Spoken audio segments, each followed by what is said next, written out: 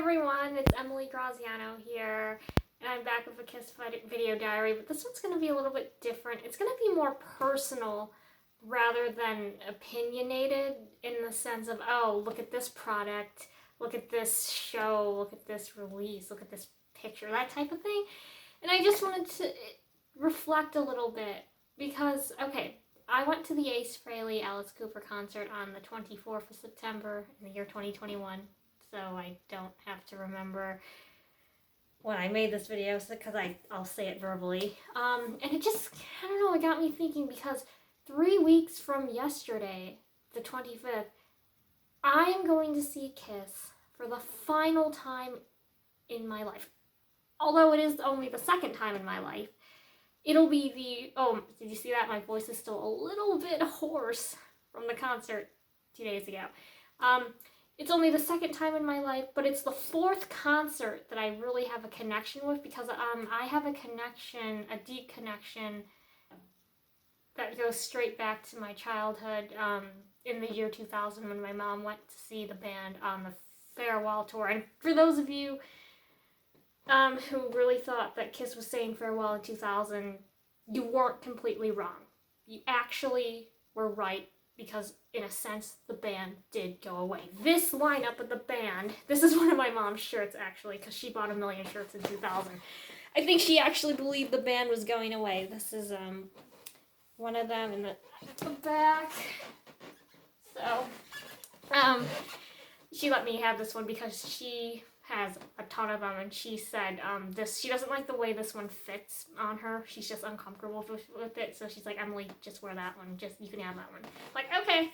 So, oh, and this cool Kiss Army necklace. I love that. I love that. Okay. It goes straight back to my childhood, and the farewell concert has deep roots in my childhood. It just got me thinking, oh my god, this is like 99.5% positive that we're never going to see the band again. This will be my mom's fourth concert. And I'll talk about it more when it gets closer to the date of the Kiss concert. It's my mom's redemption concert from 21 years ago, because we're going back to the same venue that she was at 21 years ago. It was going to be a 20-year thing, almost exactly. Sorry. But, what happened there? I don't even have to say that. Okay, so it really got me thinking. Kiss has been in my life for the entirety of my life, but I really wasn't introduced to the band until late 1997 when I first came to America. I was a little more than a year old probably when I first heard Kiss, but I didn't consider myself a true fan until 1998. So it's been in my life since 1997, but I really consider the true fandom me getting into it, me being able to recognize everybody, me being able to sing along. I didn't really start doing that until 1998. So in my heart, it's 1998. And I kept thinking, for my entire life, Kiss has been an active touring band. They've been putting out music. Well, they haven't put out music for about 10 years, but they've been touring, they've been doing fun things, there's always news about them. And then I thought, oh my god, moving into like the next quarter of my life, because I'm now 25, and to like an 11-year-old, I'm probably old by default. Kiss could be no more. What's it gonna be like with like no news about them? What's it gonna be like not seeing them together? What's it gonna be like just, not having active news about them? And it kind of got me thinking about the Beach Boys. But here's the thing, in my lifetime, the Beach Boys haven't really been an active touring band. They've been almost like a legacy band. Mike Love still tours under the Beach Boys banner, but he's essentially a solo artist. Like, he could tour as Mike Love and it would actually be the same setup. I'm pretty sure Bruce Johnston would join him. they've only released like one studio album in my life, and that was their reunion album and tour, like in 2012. And they're celebrating their 60th anniversary this year into next year, because 61 was the anniversary of their formation, but 62 the anniversary. It'll be the 60th anniversary of their first album. So I think about the parallels to that, because that's really the other band that I'm like hardcore into. Well, next to AC/DC and Def Leppard, but they're very, very active. They have no plans to like call it quits. But it just got me thinking, I'm like, is Kiss gonna slide into that Beach Boys like mold where, you know, they reunite for certain things, they'll do anniversary things, they will still be called like, oh, like Paul Stanley of Kiss, or just kind of like how Mike Love of the Beach Boys or Brian Wilson of the Beach Boys, like we refer to them as that. Will it be like that? But I don't know, it's just kind of a weird thing to think about, because I think the first song I ever heard, the first 3 songs I think I ever heard, Rock and Roll All Night, Detroit Rock City, and Beth. And Beth, when I heard Beth, I didn't believe it was Kiss. My mom had to show me concert footage from 1977 on a VHS tape of Peter Criss. And like, it just blew my mind. I remember thinking, wow, it blew my mind. I didn't know that a rock and roll band could do like a slow song. I didn't really know the word ballad. I didn't know that they could do that. Like, it just was mind blowing.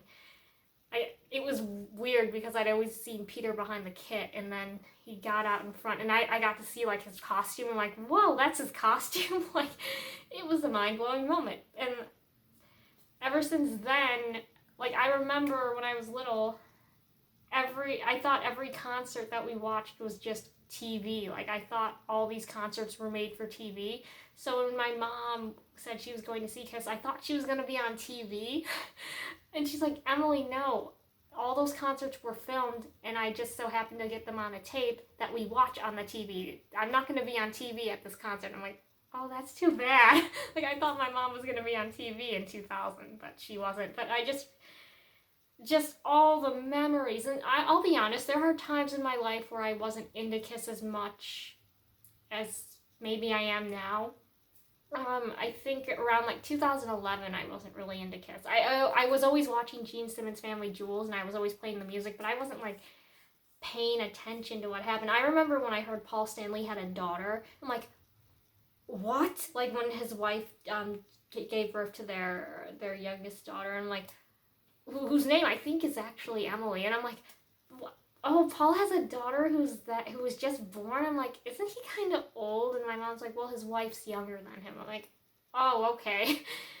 That was 2011. I was like 15. I'm like, oh, okay. That makes sense. And then, but of course, what lured me back in? Monster. And here's the thing. My mom, she's like, should I really get Monster? I mean, they can't have a hit song on it. I'm like, well, yeah, that's true. But what if this is the last album they ever come out with?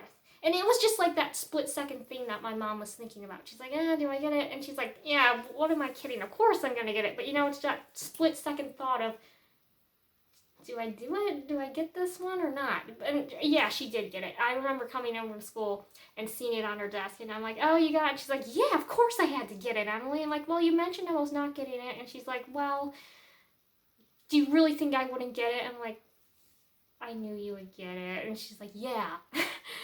So, you know, there's been moments like that where you just, you know, you slip away from it a little while. But, of course, it lures you back in. And I remember in 2018, late 2018, seeing the announcement on Twitter, like, we've got a big announcement on America's Got Talent tonight. And I texted my mom, and I'm like, there's going to be an announcement on America's Got Talent. We're going to watch it, right? She's like, yeah, they're performing, aren't they? I'm like, yeah. And she's like, yeah, we'll watch it. Let's see what it is. And I'm like, what could it be? I'm like, could it be a new album? She's like, probably not. And then they announced, I still remember, when Tyra Banks said, you guys are going out on your end of the road tour. And then Paul saying, yeah, this is going to be our final tour. And I'm like, I look at my mom, and I'm like, we have to go. She's like, Emily, I heard them say that in 2000. And she's like, you did too, but you probably didn't really understand what it meant. And I'm like, but this time they're all 20 years older. And she's like, well, yeah. And she's like, she gives me that look and I give her that look and I'm like, we have to go. And she's like, Emily, no. No, I'm older, the band's older, and if I see Paul in like a 2-inch heel instead of a 7-inch heel, I'm gonna be ruined, because when I was little, that's what I saw, and that's how I picture the band mentally. I picture them like that, and to see them as old men, I would be disappointed. I'm like, but we have to go together. I've been wanting to go since I've been 4 years old. And she's like, we'll see. Cue my cousin Ron, who gave us a real helping hand by giving me the push I needed for my mom so we could get tickets. He gave us and I think I can say this now. He gave us an extra merch code because he ordered a couple merchandise pieces and he was in the KISS Army, so we got a pre-code anyway. So he gave us an extra code that he had. Thank you, Ron. And that gave us the push to get good seats for a good price for my mom to go. And I remember after we decided on the seats in late 2018 for the concert on March 2nd, 2019, and my mom's like, okay, we're going. I'm like, you're going back to see KISS after it'll be nearly 19 years. And she's like, yeah, I know, I can't believe it. And I'm like, how do you feel? And she's like, I don't know. I don't really feel anything. And she's like, I'm only going for you. But people, I will say, when she sat down, when we got to the Allstate Arena, the United Center, and she sat down in the venue, and we went through like security, and I got my program with the limited edition bag because they eventually ran out of bags. I was lucky enough to score a bag that says KISS End of the Road. And they turned on the logo for the KISS curtain. She grabbed my shoulder and she's like, Em. And she's like, I'm actually getting really excited now. And she said, I feel like I'm like 12 again. And I'm like, well, that's so cool. That must be the coolest feeling in the world. I'm like, I've never done this before. And it was just great to do it together because when we went the first time, because I had wanted to do it since I've been 4 years old. My mom, who had skeptical views of going because the band was older, it's not the original lineup, she didn't want to be disappointed by their old age, she had this renewed sense of, this is why I'm in the band fandom, this is why I'm in the KISS Army, this is why they have been my band since I've been like 9-10 years old, this is why. And I think it really renewed her sense of faith in the band. Well, not faith, but her sense of, like, I can't think of the word right now, her positive outlook on the band. And mine, I was given a whole new layer of fandom when I attended the Alice Cooper concert, because when I went to go to a KISS concert, I met cool people everywhere in the bathroom line, not in the bathroom, but in the bathroom line, waiting in the drinks line, when we sat down at the concert in 2019, there were actually people in our seats. We just went to somebody to clarify that, like one of the workers, and they said, oh, you were actually sitting in their seats, and they showed the tickets, and the people, they apologized. They're like, oh, we're over there, okay, and they weren't like rude about it. The people that we sat down with, they were really cool. He was there with his son. His son was about, 15 or something like that. And it was just the coolest experience ever. The people sitting behind us were really cool to us. When I was waiting in line at the merch stand with my mom, and I was going through the